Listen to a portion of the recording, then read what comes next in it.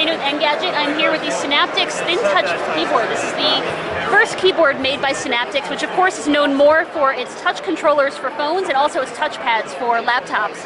So what we have here is still very far from a final version. There are many features that are not enabled in this version here.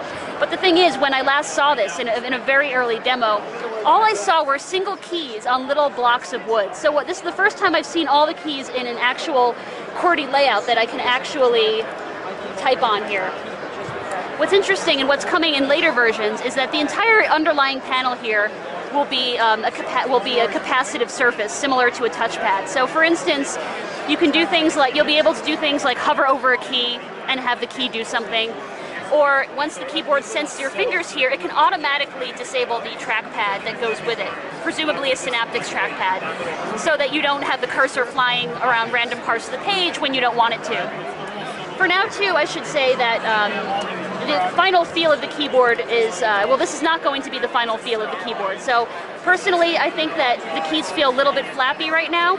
Part of the reason for that might be that the keys move diagonally and not up and down like traditional keys, so that's why they feel a little bit like trapdoors here.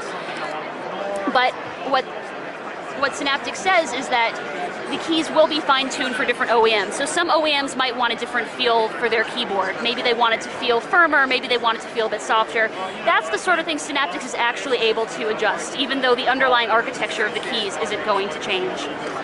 So we'll be looking forward to testing a more final version of this in a more final machine. Of course, this is an older Lenovo machine that's just been retrofitted with this sample keyboard.